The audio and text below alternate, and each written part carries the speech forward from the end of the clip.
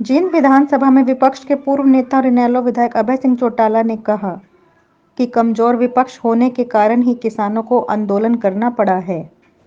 विपक्ष मजबूत होता तो किसानों को आंदोलन करने की जरूरत नहीं होती। उनकी लड़ाई विपक्ष ही संसद, विधानसभा और सड़कों पर लड़ लेता।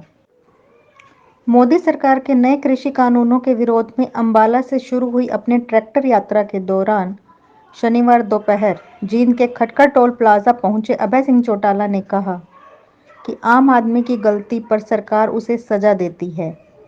सरकार गलती करे तो सजा उसे वोट देने वाली जनता देती है।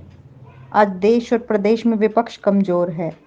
विपक्ष कमजोर नहीं होता तो किसानों को इस तरह आंदोलन नहीं करना पड़ता।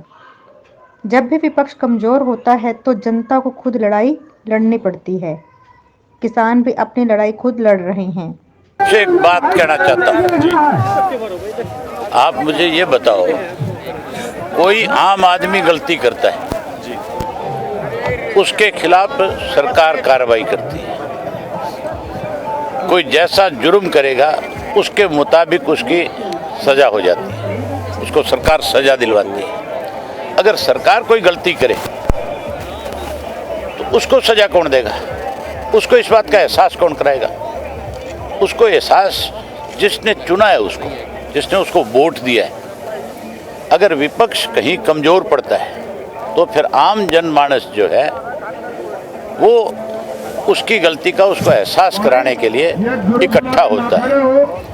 और वो इसीलिए आज इकट्ठा हो रहा है कि विपक्ष जो है आज कहीं कमजोर है, आज उनकी लड़ाई को ढंग से नहीं लड़ पा रहा। मुझे जरूरत है, हर लड़ाई जो है उसमें कहीं ना कहीं राजनीतिक लोगों की भागीदारी होती है।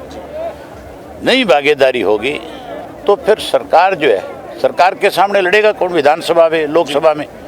ये ठीक है कि हम बाहर बैठ करके लड़ सकते हैं, लेकिन वहाँ भी लड़ना जरूरी है कि नहीं है?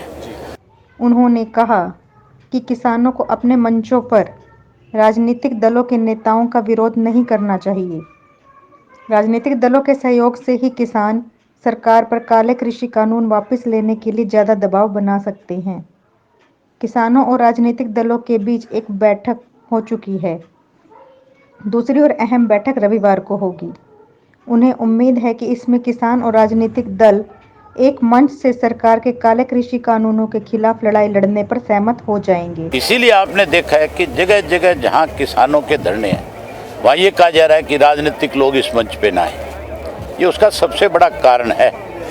अगर विपक्ष मजबूत हो तो फिर आज किसान को धरने पे बैठने की जरूरत नहीं थी। फिर तो विपक्ष उनकी लड़ाई को सरकार के सामने मजबूती से लोकसभा में, विधानसभा में, अलग अलग जगह लड़ने का काम करता होगा। ये होगा।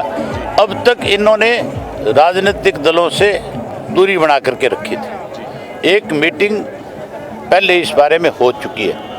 राजनीतिक दलों के साथ किसान यूनियन के 6 लोग प्रतिनिधि बन करके गए थे, जिन्होंने सारे राजनीतिक पार्टी के लोगों को दिल्ली में इनवाइट किया।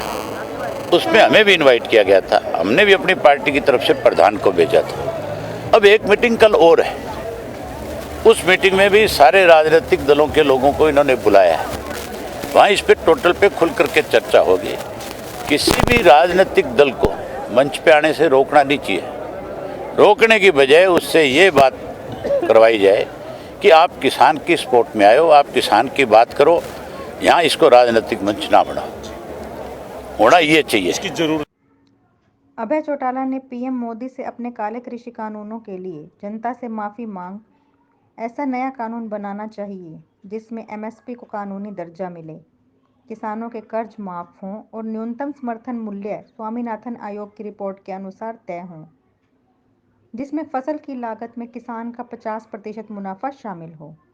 इसलिए लोगों ने एक फैसला किया है कि हम स्वयं बड़ी संख्या में जाएंगे और प्रधानमंत्री को उसकी गलती का एहसास कराएंगे और उनसे कहेंगे कि भी आपने जो गलत फैसला लिया आप इसको वापस ले लो और हमें नए सिरे से नए कानून बना करके एमएसपी की गारंटी नहीं, एमएसपी का कानून बनाओ। उसके साथ साथ एमएसपी के साथ स्वामीनाथन की रिपोर्ट को भी लागू करो और उसके साथ किसान का कर्जा माफ करो, उसकी लागत से 50% उसको ज़्यादा मिले, इसके कानून बनाओ।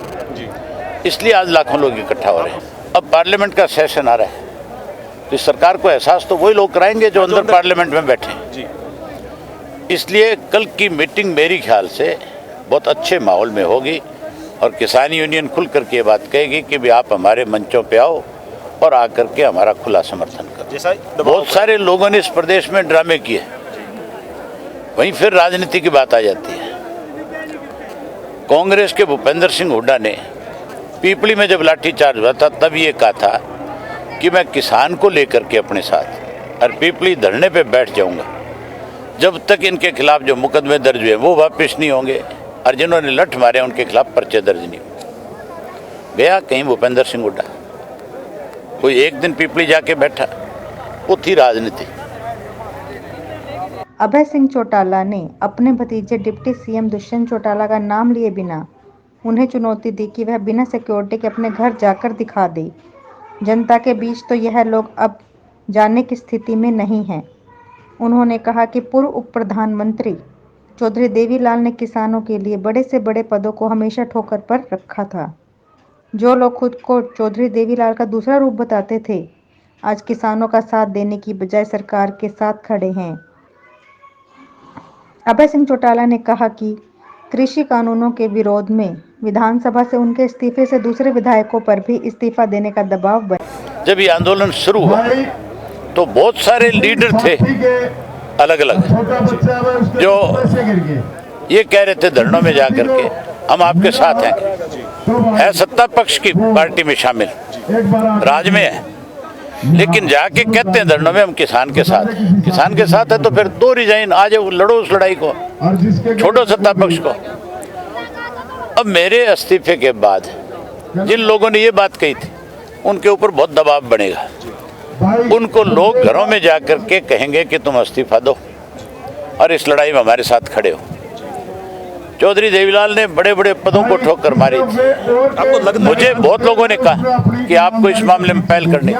मैंने उसी दिन फैसला कर लिया था कि जब तक किसान के साथ न्याय नहीं होगा मैं विधानसभा नहीं जाऊंगा। जैसे आपने पहल की है, हम चौधरी देवीलाल की नीतियों को आगे बढ़ा रहे हैं। हमने सदा चौधरी देवीलाल की नीतियों की लड़ाई लड़ी है। हमारी पार्टी पे सीधा सीधा लेवल है कि किसान की पार्टी है, चौधरी देवीलाल का लगाया हुआ पौधा है। बात इस चीज़ की नहीं है कि किस में कौन क्या दिख रहा है। वो जो गीत भजन बनाए थे जो कह रहे थे चौधरी देवीलाल के दूसरे रूप फिर लोगों के बीच में जाके तो दिखा दे। मतलब असली मैं तो एन अकेला आया हूँ, मेरे साथ तो सिक्योरिटी भी नहीं है। वो बिना सिक्योरिटी के अपने घर ही बढ़ के दिखा देनी लोगों के बीच में तो बहुत दूर की बात। मैं इस किसान आंदोलन में असली नकली के चक्कर में नहीं हूँ। मैं किसानों के साथ हूँ। चौधरी देवीलाल किसान का हिमायती था।